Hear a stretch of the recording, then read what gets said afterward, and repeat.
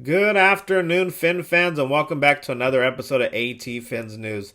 So, with the NFL schedule being released later on today, I believe it's at 8 p.m. Eastern Time, 5 p.m. Pacific, we are going to be discussing the realistic expectations for the Miami Dolphins with this upcoming season.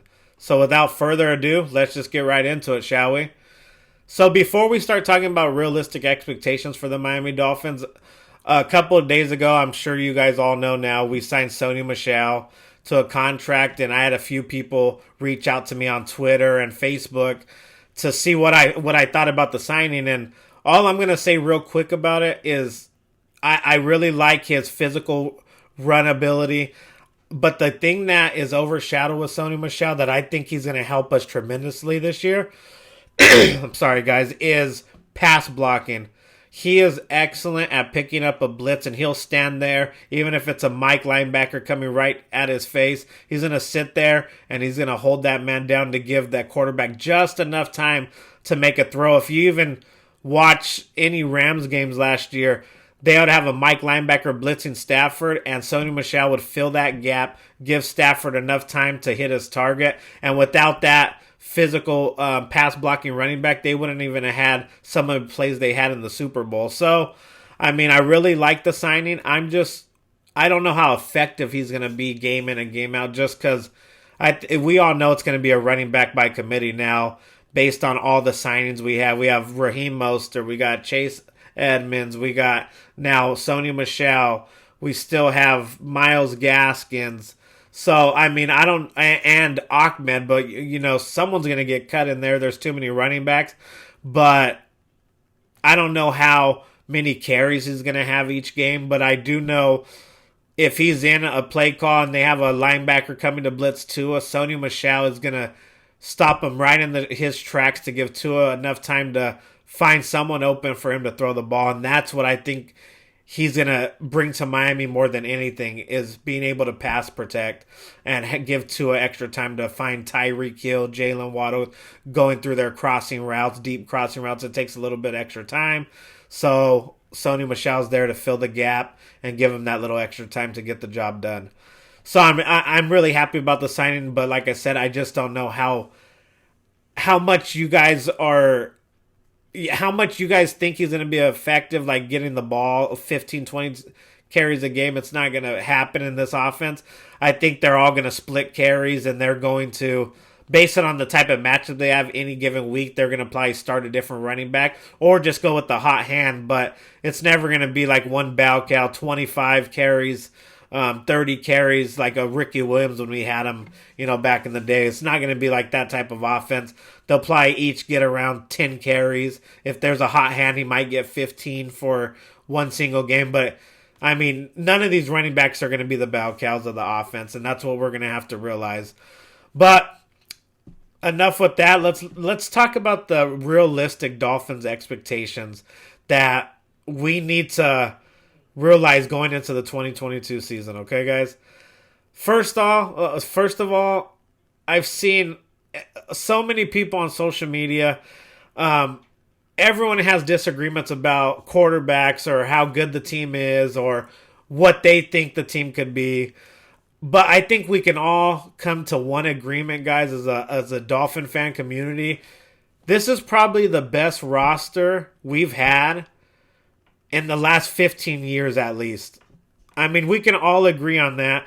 The collection of talent on this team, I mean, let's be honest, guys, it's special. I mean, we have, on the defensive side of the ball, look, we have young safeties that are even going to take another leap forward this year if all goes right and they don't have injuries. Javon Holland, he's a beast at safety, okay, guys? We got Brandon Jones coming to his own, which was a steal of a draft pick, in my opinion, from Chris Greer. He can make plays all over the field. We've seen him be a great, he can get after the quarterback if they have him blitz. He knows how to take those quarterbacks down. He knows how to stuff the run if he's doing a run blitz. We've seen him come off the edge many times and stuff the running back in the backfield. So he's another good safety we have that's even just getting better, right?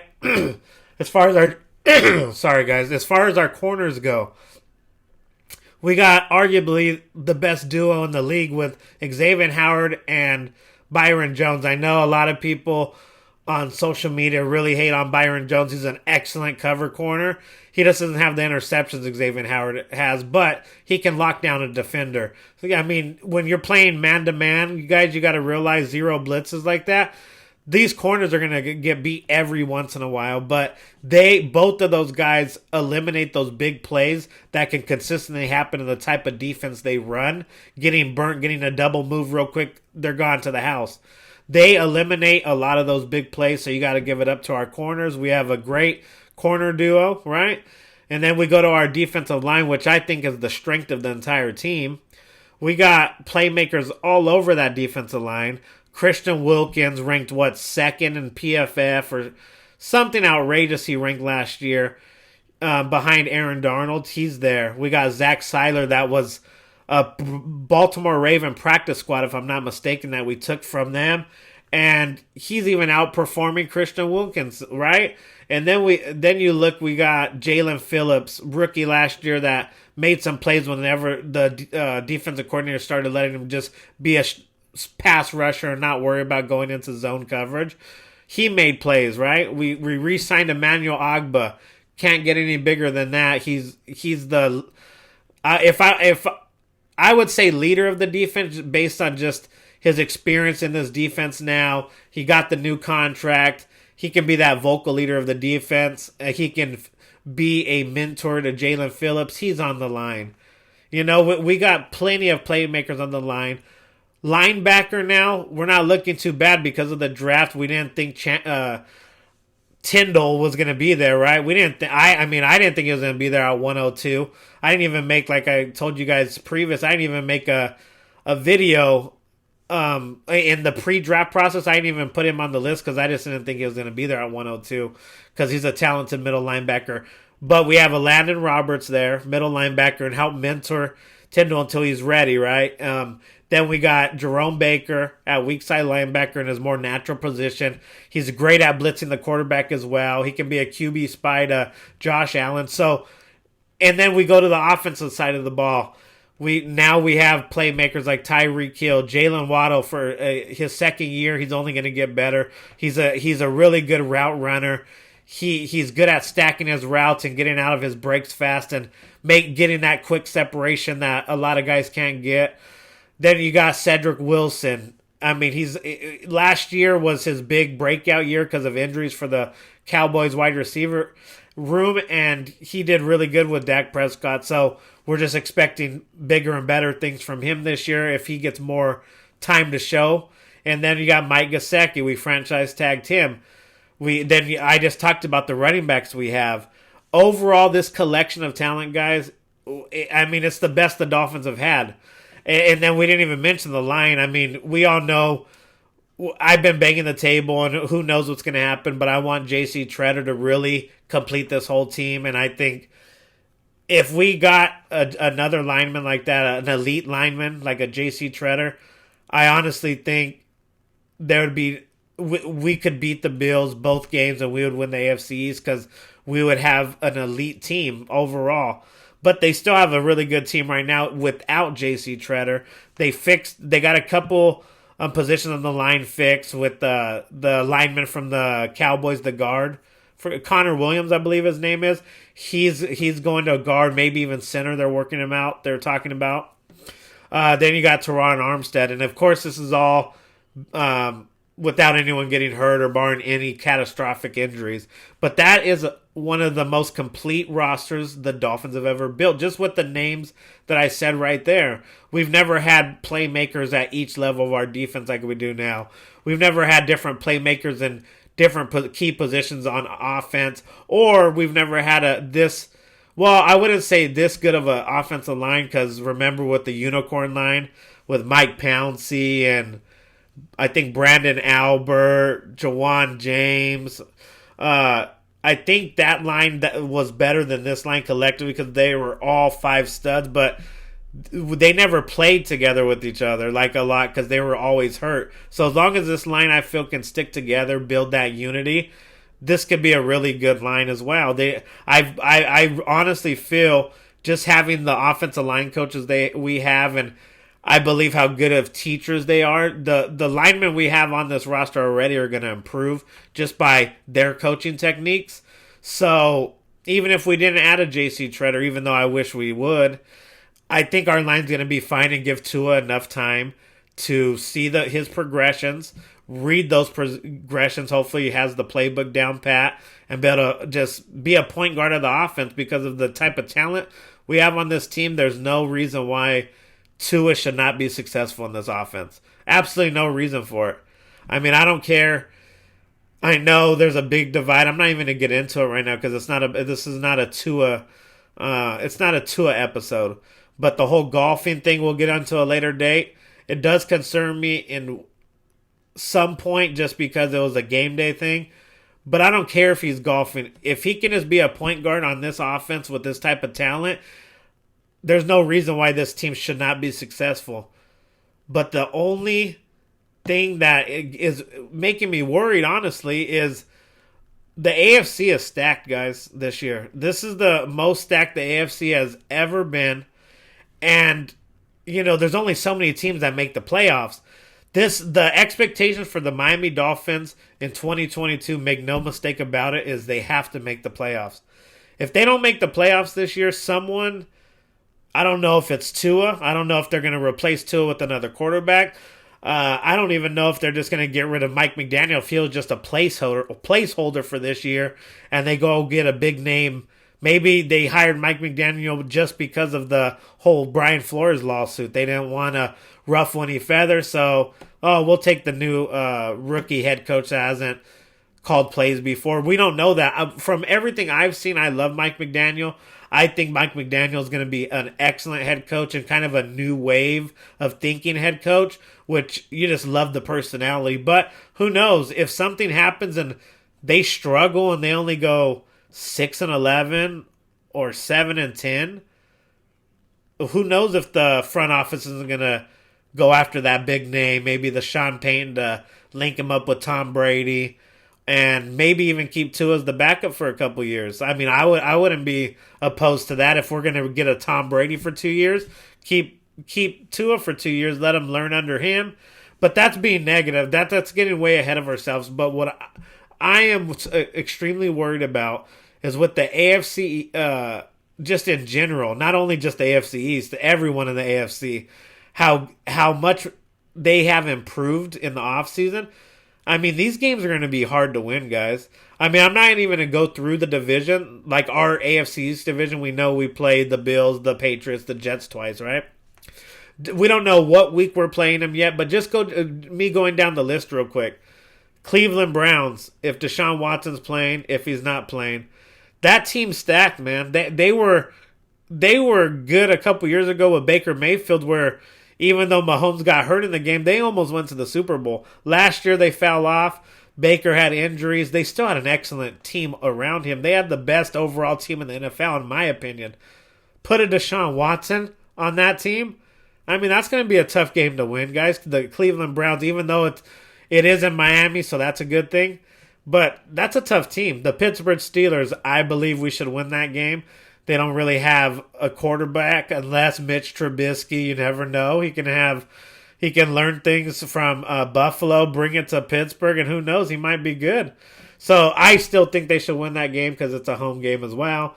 Then you have the Green Bay Packers with Aaron Rodgers. He doesn't have Devontae Adams, but he's an elite quarterback. Who knows? I mean, I would like to say they win that game, but that's a coin flip type of game with the Packers and Aaron Rodgers. Minnesota Vikings, great overall roster. We have a good roster too. That's going to be a dogfight. Who's going to win that game? But it's at home, so I'll give us the benefit of the doubt. Then we play the Houston Texans. That should be a win. We shouldn't even question that. Baltimore Ravens on the road. I know everyone is saying about the Ravens how we smashed them last year. They figured out Lamar Jackson. Brian Flores figured out Lamar Jackson. I hope our defensive coordinator follows the same game plan. But what you guys all don't fail to realize is the Baltimore Ravens were decimated with injuries when we were playing them. They were like the number one seed in the whole NFL, I believe, or for sure the AFC.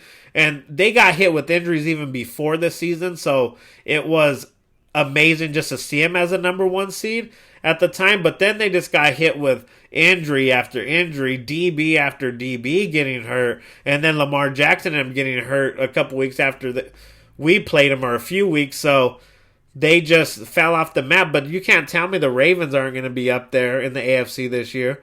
And it's an away game. Ravens coming for wanting revenge after we smashed them on that Thursday night football game. That's going to be a tough game. The Cincinnati Bengals, they just went to the Super Bowl. I mean, people are all hoping Joe Burrow falls off a cliff, saying that, oh, it was just a lucky year. That dude is a good quarterback, man, and he can read a defense. He changes plays at the line of scrimmage and put his team in the best possible chance to be successful on that play. So and they got better. They improved their line, and that was their biggest Achilles heel. Joe Burrow gets smashed out there. I can't even believe he won that Titans game when he got sacked, like 8 times. But he was just fearless, and you're not going to tell me he's just going to fall off a cliff in his 3rd year. So the Bengals is going to be a tough game on the road. Chicago Bears, we should beat. Still, it's on the road, though. Could be a cold, snowy game. We know Tua's not that good in cold weather as of now, what we've seen when he's been in cold weather. Could be a tough game, but the Dolphins should win that. Detroit Lions should win. I don't even want to get into the possibility of losing. If we lost to the Lions, I mean, they just need to blow everything up here, right?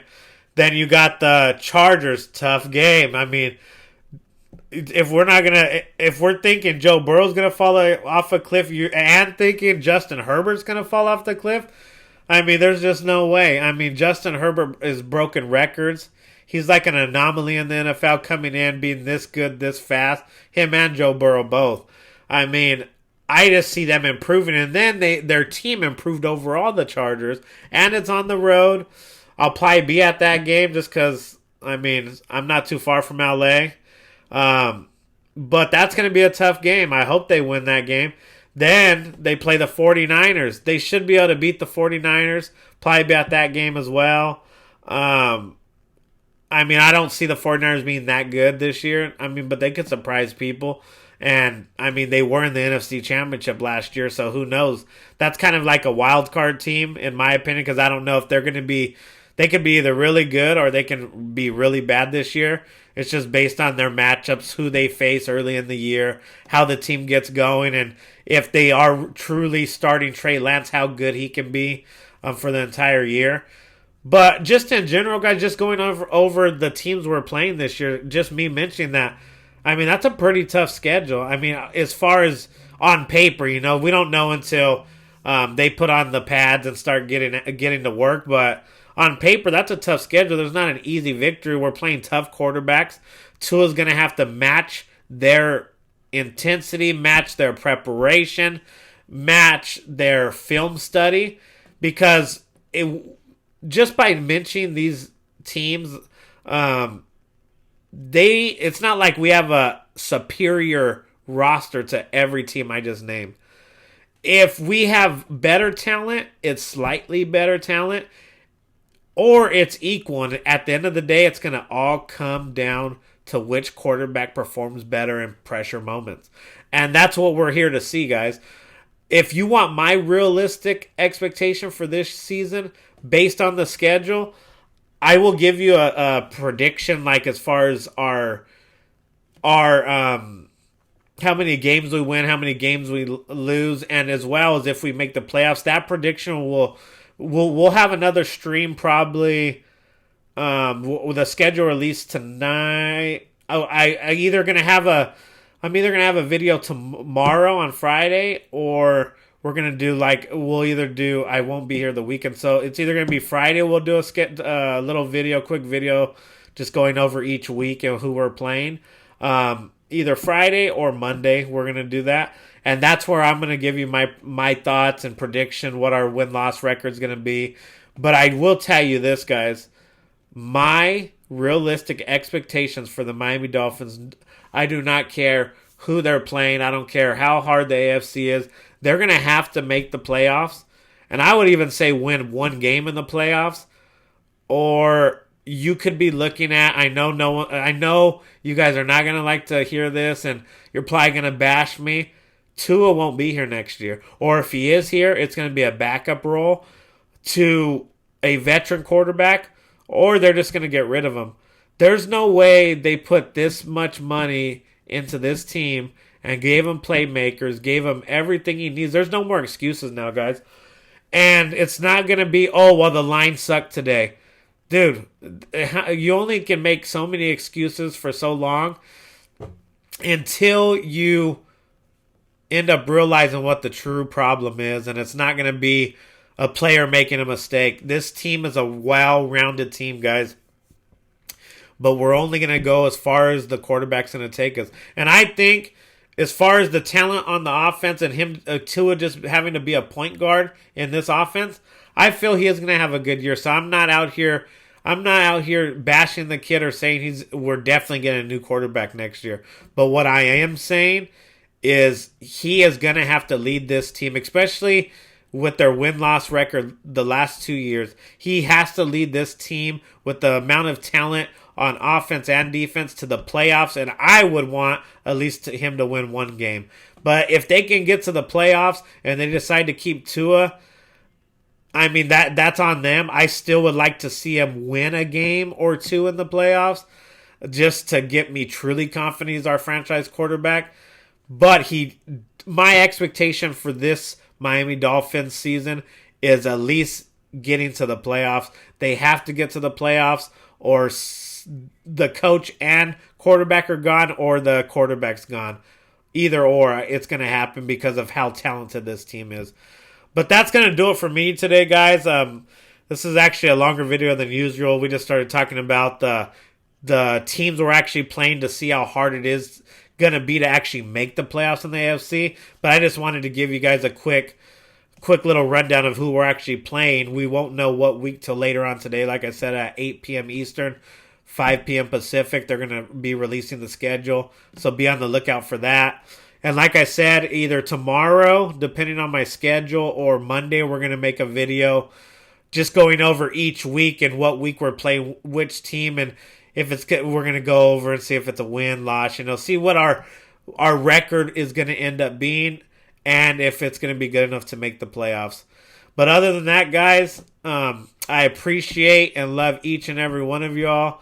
Thanks for continuing to help this channel grow organically. We're getting a couple more subscribers each time I post a video, so I really appreciate that, guys. You don't know how much you guys mean to me. And check me out on Twitter. It's at AT News. I'm on Facebook as well at AT News. So just check me out on that. I'll drop the post on the description of the video so you guys know where to follow me on that. But other than that, if you guys are new to the channel, if you guys can hit that subscribe button and hit that like button, that'll greatly help me, and I appreciate it. And like I said, just thank you guys for helping this channel grow organically. I truly appreciate it. But other than that, guys, fins up like always, and I'm out. Peace.